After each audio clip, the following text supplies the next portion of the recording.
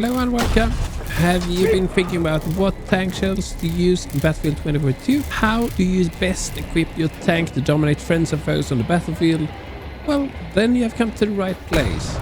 We are going to dive into the different tank shells available in Battlefield 2042, and we are going to point out which are the best for every scenario possible. You see, DICE has made it their life mission to keep everything in balance. That's why everyone enjoys the game so much.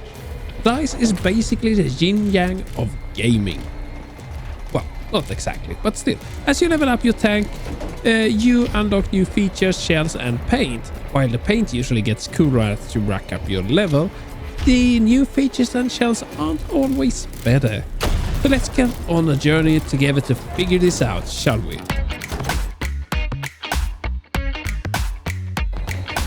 Before we get going though, should you find this clip useful at all, consider tickling that thumbs up and maybe even subscribe for more videos like it.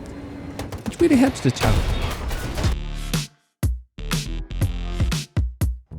As you go about in Battlefield 2042, you start with a Russian T-28 and American M1A3 Abrams.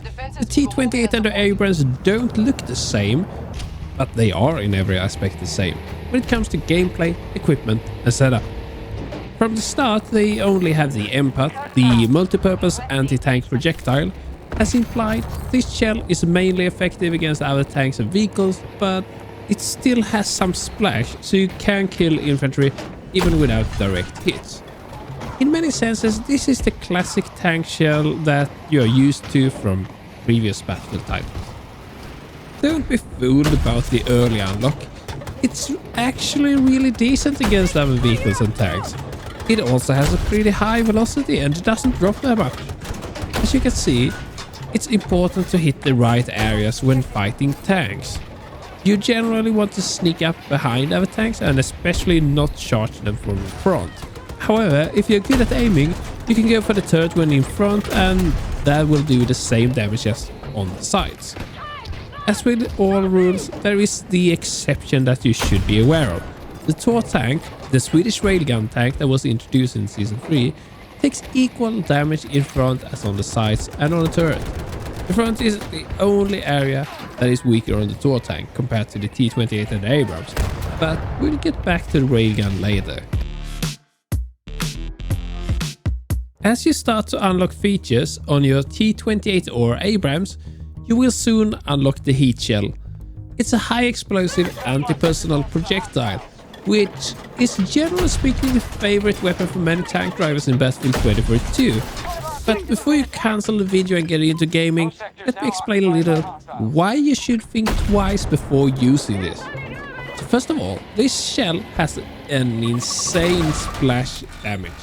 If enemy infantry is hiding behind a rock or a container, just splash the rock or the adjacent area and you will get a kill, usually on the first try. The amount of damage towards infantry with this shell is just filthy, and from time to time, I'm sure some players think this isn't much of yin-yang from DICE. There are a few drawbacks though. The main drawback is the lack of damage output against other vehicles and tanks in particular. It's simply weak against them. Same rules apply as with the MPAT, where you hit really matters, but even so you generally need at least one more hit to kill. That means that although you're strongly equipped to harass infantry, you are definitely on the weak end compared to many other tanks and also Heelys and Condors, since the velocity isn't great and the drop is a bit increased. After some time, much depending on how much havoc you can manage to create, you will eventually unlock the staff shell. Smart target, activated fire and forget shell. It's probably the weirdest name of any shell. I mean, they are all fire and forget for sure, but let me explain this one. So the staff shell is the one shell that everyone can use and hit. As long as you aim anywhere near a target, the staff shell will handle the rest. This means that you are guaranteed a hit, or pretty much, when firing at distance, even if the target tries to be smart and move. At first glance, that sounds like a pretty awesome weapon. Very futuristic, isn't it? The main problem here, however, is the general lack of damage output. Also with this weapon, you can't hit vital parts or anything like that. You actually don't have any control at all. Ironically, this is probably the worst shell that you can put on your tank.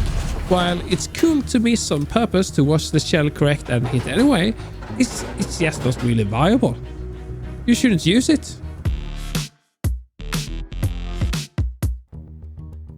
The hammer is the default weapon for the Tor tank.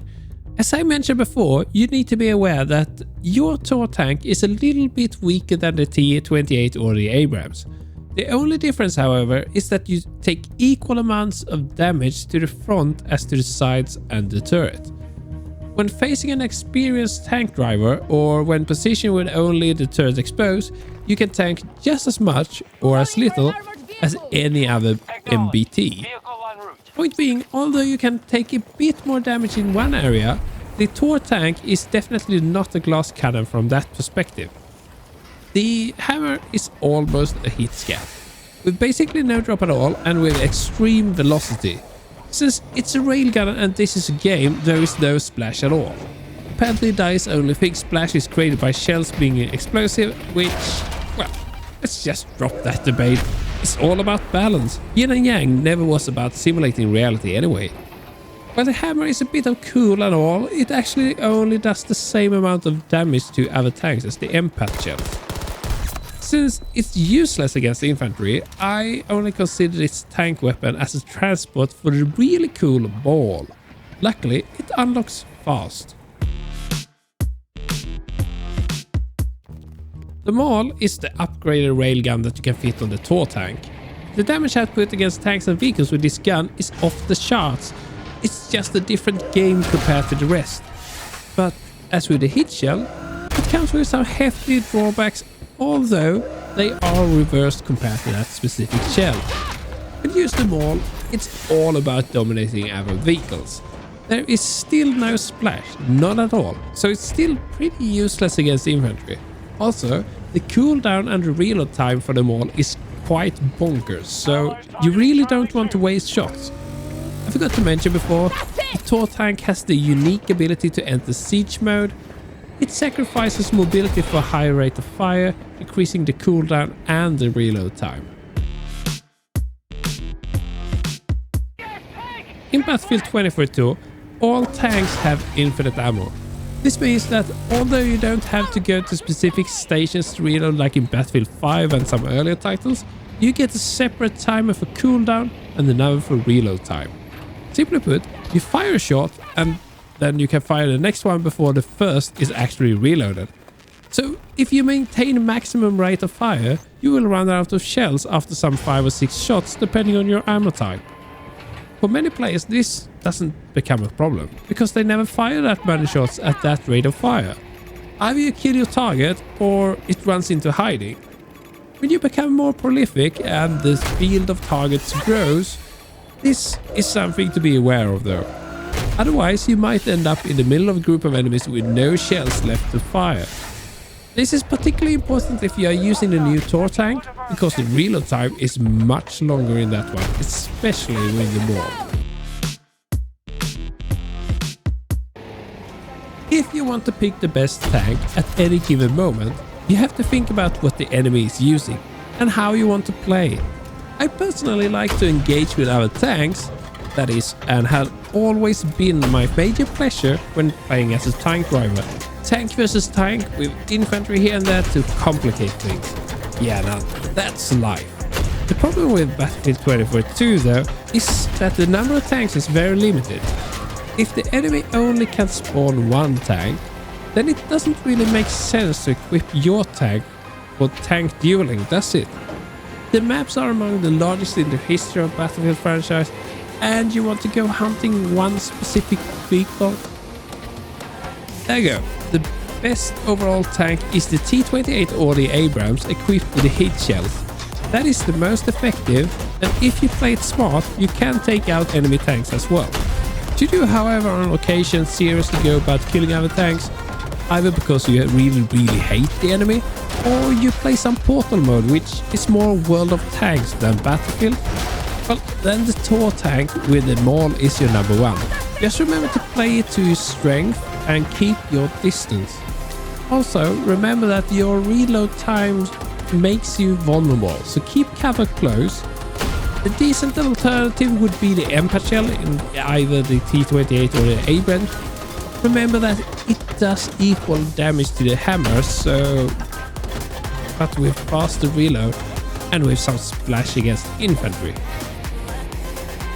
That's it for today. Hope you enjoyed the video and feel free to reach out using the comments below or enter one of my streams if you want to talk more about tanks or Battlefield 2042 in general.